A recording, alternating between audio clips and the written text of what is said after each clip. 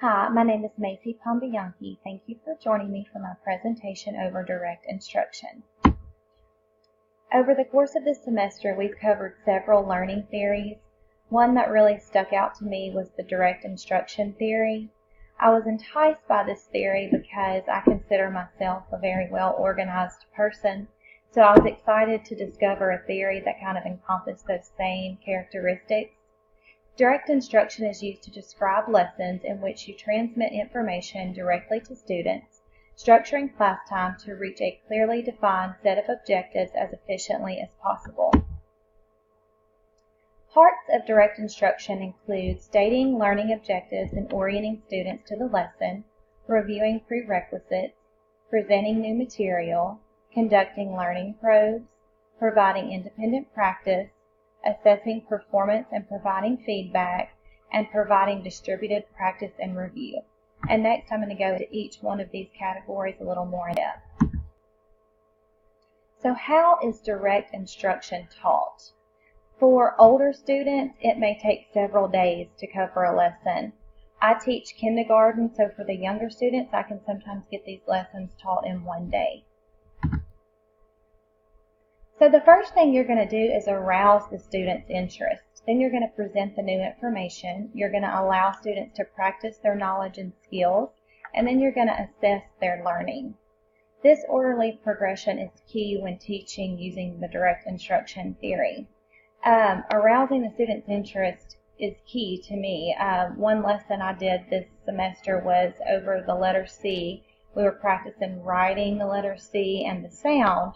So I brought cookies for everyone, and the first step was to take one bite out of the cookie, and of course it made it look like the letter C. So immediately my kindergartners were engaged in the lesson, and that set the framework for learning.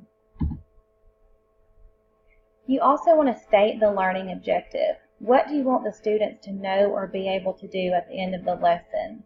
Set those objectives at the beginning of the lesson to provide a framework for yourself and for your students. You then orient students to the lesson. Create a positive classroom environment. Again, engage those students in the lesson and give the students a roadmap of what they're going to be doing.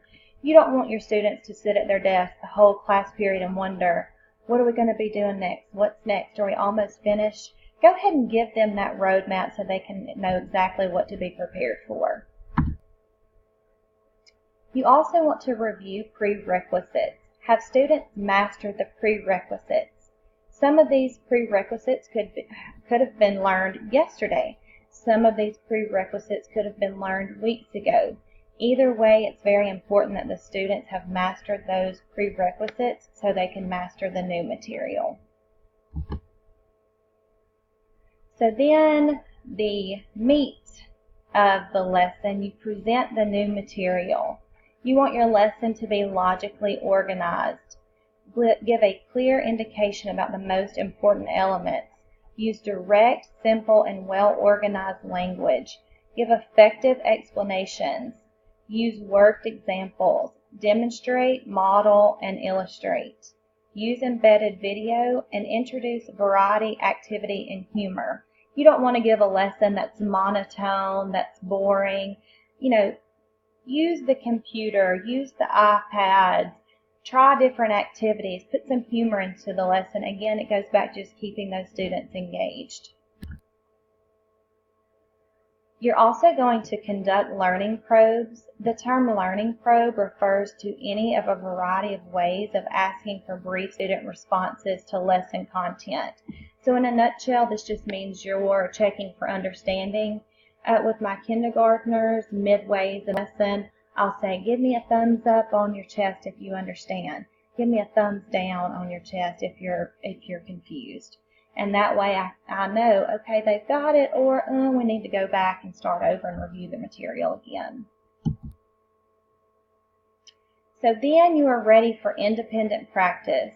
This is the work students do on their own to practice new material. This could be done in whole group, independently, in small groups, however you see fit, but it is important that they have that independent practice.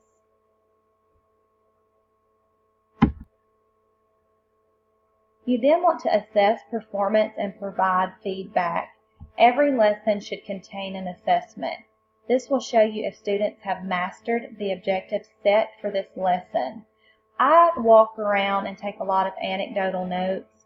I give exit slips. Even in kindergarten, it may be one, a sorting activity. Sort uppercase and lowercase letters, and then you may line up. Again, give me the thumbs up, thumbs down if you're confused. All of these help me to know if my students have have mastered the new material. So after this, you're going to practice and review. I personally don't believe in giving homework every single night. Practice and review needs to be spaced out over time, and this will help to increase retention of knowledge. Even in kindergarten, if I see something that my students struggled with, I will send home a review to do with their parents, and we'll go back and forth until we get that mastered. So my goal is to be an intentional teacher. As an intentional teacher, I will use my knowledge, judgment, and expertise to organize purposeful learning experiences for my students.